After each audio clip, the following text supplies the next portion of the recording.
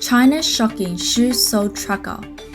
Little Pink stir up trouble in Japan.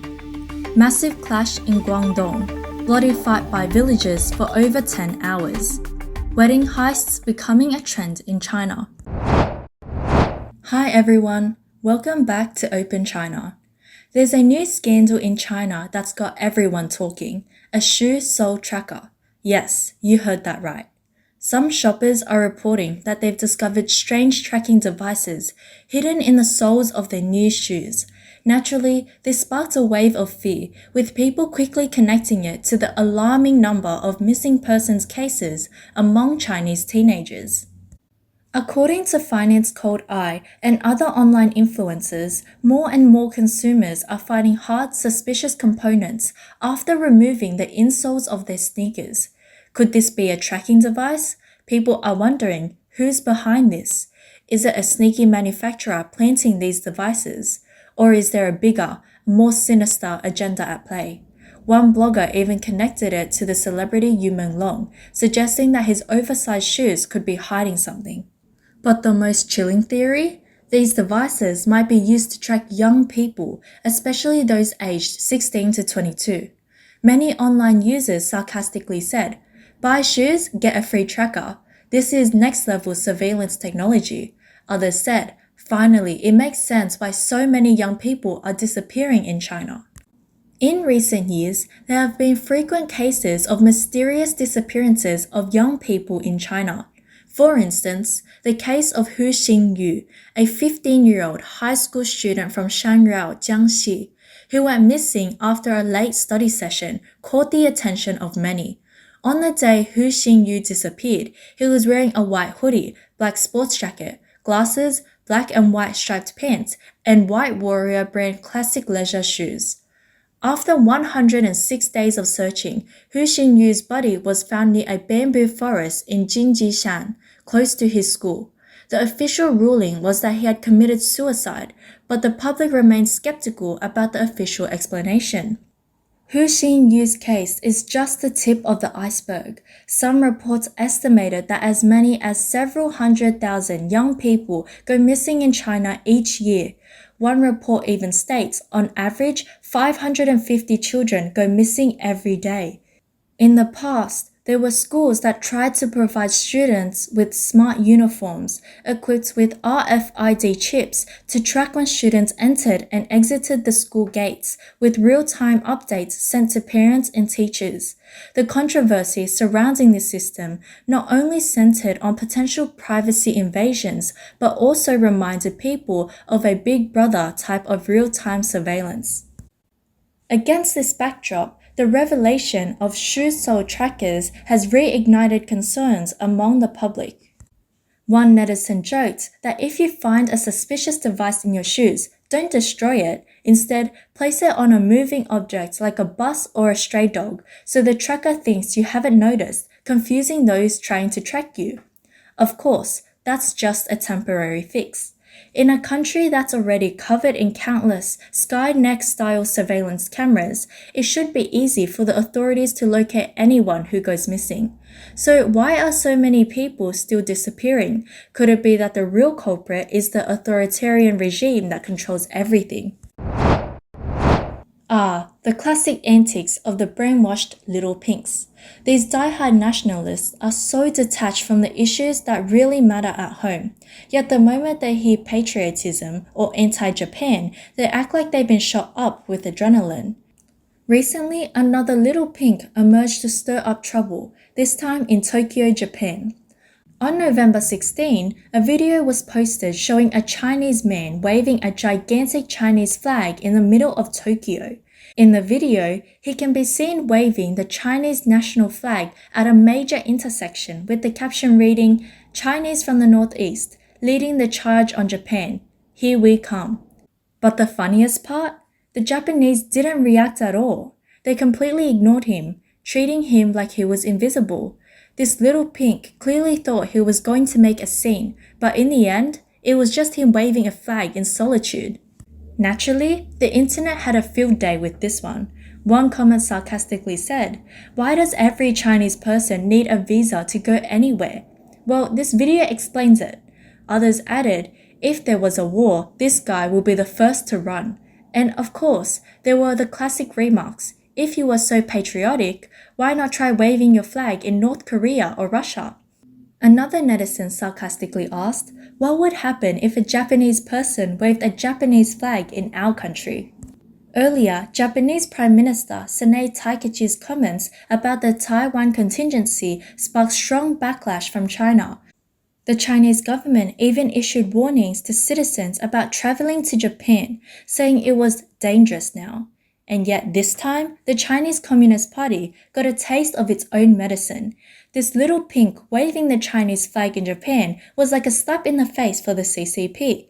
Many netizens chimed in saying, Japan's security is fine. Actually, it's much safer than China. Some even praised the Japanese, commenting, the Japanese have better manners. They're way more civilized than people compared to the great nation China. But this isn't the first time a Chinese little pink has caused a scene by waving the flag abroad. In July of this year, one little pink went to Mongolia and proudly raised the Chinese flag while filming, claiming that Mongolia has always been a sacred and inseparable part of China. But then, to his surprise, he got a good old beating from a local Mongolian man. 7 teeth knocked out. And here's the kicker. After losing his teeth, the Chinese embassy didn't lift a finger to help him. Netizens mocked, saying, the embassy won't help if you lose 7 teeth. If you lose 10, they'll finally step in. Go ahead, lose 3 more and they'll help you. Another netizen commented, Mongolia's history goes way back, hundreds of years ago. It was part of his ancestors' land. Of course, they're not going to take this lightly. Let me give you a little history lesson. In 1206, Genghis Khan united the Mongol tribes on the Mongolian plateau and founded the Mongol Empire. In 1271, Kublai Khan, Genghis Khan's grandson, renamed the empire Yuan and established the Yuan dynasty. The Yuan dynasty incorporated Mongolia into China's territory. So you could say the Mongol Empire laid the foundation for China's rule over the region, and that's why Mongolia is considered one of China's ancestral homelands. Some netizens expressed pity for these little pinks, saying, I used to interact with them a lot, and sometimes I feel sorry for them. They've been brainwashed and deceived, yet they defend the people who fooled them, thinking they're in the right. In the end, they're victims too. In mainland China, it's not just the brainwashed little pinks who suffer. Oh no, it's the regular folks too. Recently, a massive clash broke out in Tongguang village, Zhaoqing City, Guangdong province, over a land dispute. Hundreds of villagers confronted construction workers, standing off from dawn till late into the night. The confrontation led to pushing, shoving, and some physical clashes, with at least one woman injured. More than 10 villagers were taken away for questioning, but were released later that night. This incident has become the latest example of how land disputes in rural Guangdong are escalating. The whole thing started around 9 a.m. on November 12. Several villagers reported that local authorities sent a large group of people to Tongguang village, trying to resume construction on a project that had been halted due to villagers' objections. On that day, 3 buses packed with people and 2 ambulances entered the village. When the construction team arrived, they formed a shield line with riot shields, separating the villagers from the worksite. Upon hearing the news, the villagers began banging gongs to alert others, and some even lit fireworks to call for reinforcements. The standoff turned violent. The villagers' protest tents were torn down, and a woman was knocked over and injured. Some villagers threw dirt in protest, causing a chaotic scene. The protests, largely led by elderly people and women, continued despite the chaos. It wasn't until around 11 p.m. that authorities sent more police to the village and took away more than 10 villagers involved in the protest. Fortunately, all were released that night. The standoff lasted over 10 hours, with the villagers on edge throughout the ordeal. The core of the conflict involves a large-scale livestock project, the Zhaoqing Dinghe Sandou farming project. The project is planned to cover about 494 acres and span 3 villages, including Tongguang. The plan is to build a modern pig farm that will produce 500,000 fattened pigs annually, with a total investment of over 1.7 billion yuan. Many villagers from Tongguang said they only found out this year that some of their farmland and mountain areas had been rented out for farming and solar energy projects with a 30-year lease. A villager using pseudonym Zhao Xingyi told overseas Chinese media that the village leaders allegedly pocketed several 100,000 yuan from the land rent, but the villagers didn't see a penny. Villagers repeatedly asked to see the accounts and contracts, but the local leaders avoided them. Another villager using pseudonym Liu Yunlong confirmed that the rent for the land was never distributed, and the village committee refused to provide clear information, even claiming there was no contract. Many villagers are worried that once they lose their land, their livelihoods will be completely cut off, and now there's no land left to farm. It turns out that the company handling the project is Zhongshan Electric Power Engineering Company Limited, a state-owned enterprise, with a consortium that includes Guangdong Construction Engineering Group and Zhongshan Traffic Development Group. Aside from compensation issues, villagers are particularly concerned about the pollution risks posed by the pig farm. Residents of Tongguang pointed out that the project is only 2 kilometers away from the village's water source, and they fear wastewater discharge could contaminate their drinking water.